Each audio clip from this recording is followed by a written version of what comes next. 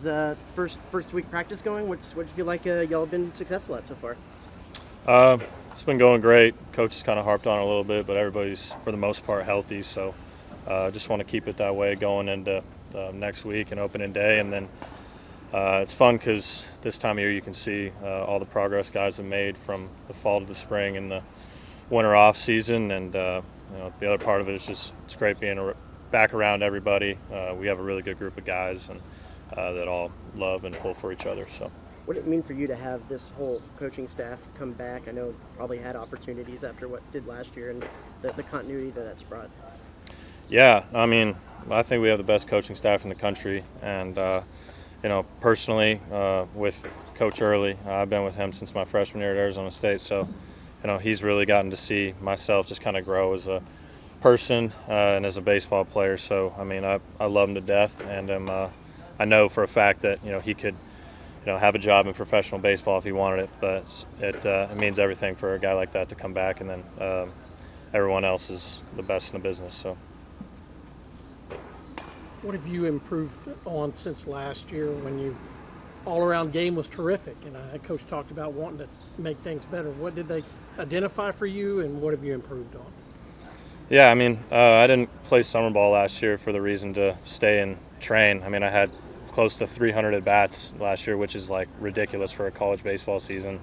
So, we got done playing, I think, June 20th, and I wasn't allowed to go play summer ball by rule until, I think, early July. So, he just brought up the idea to, hey, why not stay and train and put on 20 pounds of muscle and, work on the things you need to work on defensively. And I think those are my biggest strides. It's just been in the weight room and then just defensively at first base, just getting quicker and just trying to get everything to cut down the run game a little bit and all that good stuff. So. Jim mentioned earlier that guys like Brett and Austin and Trevor pick on pro, but they like to come back into the craft. What does that say about the continuity of the team and the belief in the program for your turf? Yeah, I mean, they're unbelievable guys. I could have told you that, when I first stepped foot on campus last year, and they've been unbelievable to me. You see how they interact with teammates. It doesn't matter if you're the everyday three-hole or a guy that hardly ever gets at bats. Like, they're going to treat you the same. So it just speaks to their character. I mean, I know that they could have gone and done things for themselves, but to come back and to want to try and finish this thing off this year with the right way with a national championship, speaks volumes about them as people. So. Kind of playing off that, you saw how powerful and fervent the offense was last year. So what are the expectations for this season for the offense? Yeah, I mean, it's easy to just say, hey, let's just copy and paste the offense from last year and just put it into this year. But, I mean, that's obviously, really difficult to do, right? When I think you hit close to 300 as a team and, you're the best team offensively in the SEC and SEC play, obviously you want to replicate that every single year. But it really just falls on, the guys that, were here last year, those however many guys that played every day last year to tell the new guys, like, hey, this is the way we do things, and, we're not really going to deviate from it. And what also helps is, hey, we're going to run into some adversity this year offensively, like we did last year, which everybody kind of seems to forget about. We ended up being the best offensive team, but we started off, right at the bottom. So, we're going to hit those kind of lulls, or we're going to hit a lull at some point in the season offensive, whether it be offensively as a team or personally. But the experience is where, that kind of comes in, and, that's just when we just got to stick together, just keep believing, and just keep working.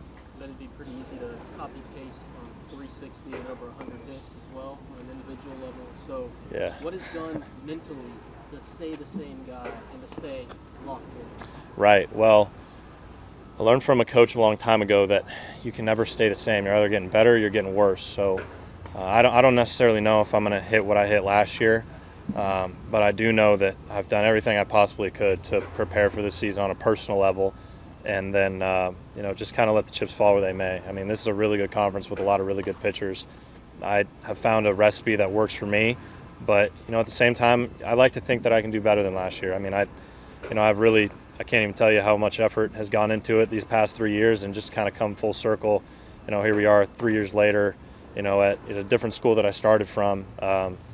Just going to keep working and believe in my faith and just keep trusting in God and kind of just let everything take care of itself. You played with Hunter Haas, and now he comes over, follows a year later. Was that something as well with Coach to get him back with the same coaches when he had so much success offensively? And what have you seen improve since y'all played together as freshmen? Yeah, I mean, he's a gamer. I've actually played with Hunter since we were sophomores in high school. I mean, we weren't from the same state, but we played a lot of showcase stuff together, and then we ended up committing around the same time to Arizona State, and we played in some showcase stuff together at that time as well.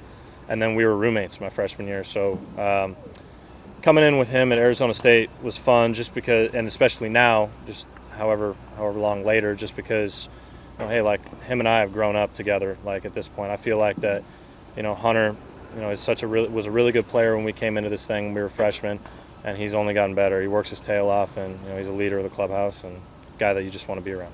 Defensively, his opportunity to play in the middle infield, any doubts he could play at the SEC level? No, not at all. He's always been, you know, one of the elite shortstops that I've ever played with, so I have all the confidence in him.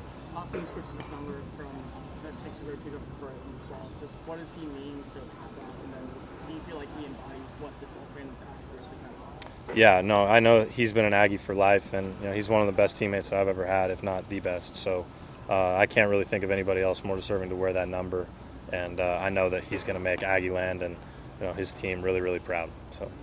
Going back to earlier, talking about kind of being a late bloomer last year, just you guys collectively as a team. What do you think y'all learned from the whole process of last season, the expectations going into last season, where you ended up, and how that can maybe help, you know, coming into this year and not maybe just expecting and knowing that just because you have a good number next to your name ranking-wise, you know, you still got to go out and earn it? Yeah, I mean, that's the funny thing about rankings, man. I mean, you know, everybody kind of is, or I guess from the outside, it looks like everybody's kind of excited that we got picked 4th or 5th or whatever. But, you know, I mean, we finished 3rd last year, and not many people remember us at the College World Series, right? It's only about that last team. So we all still have that chip on our shoulder. And, you know, there are a lot of guys that when I came in that, especially, you know, myself and, like I said, a lot of other guys on the team that, you know, I mean, they may appear on the surface or on the outside as like, super, you know, in which they are, like, obviously really nice, polite people. But when we step between those lines, man, like, we're trying to beat you and everything we got. Like, we know how hard we work, and we know the blue-collar mentality that we have within the program. And that's never going to change. You can't really take that out of people, regardless of whatever number you put next to their name or any accolade or any ranking. So. 5 different websites have listed you guys preseason top 10.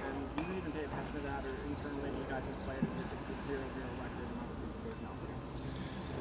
Well, I mean, it's kind of hard to ignore. I mean, you being in a social media day and age, like, you're going to see that kind of stuff. But, you know, at the end of the day, man, it's just a number. How you do your things on a day-to-day basis in order to be successful, like, you can't get away from that stuff. Like, you can't get cocky. You can't let any of it go to your head, because this is the most humbling game on the planet. And if I've learned anything personally over my time in college baseball, it's that there are a lot of really good players, and, you know, it can turn on you in a heartbeat. So, like I keep saying, sound like a broken record, but we're just going to keep doing things that we need to do to be successful, and just be relentless. And I think it's anywhere between 9 to 11 teams have a ranking in the SEC next to their name. Just knowing that that's the level of expectation, level of competition you go up against, does that act as somewhat of a humble experience?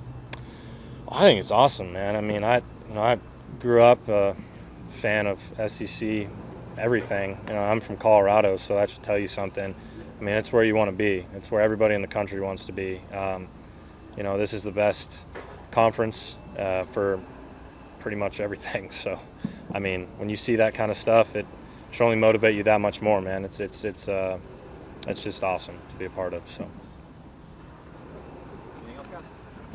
Appreciate it. Yep. Thank y'all.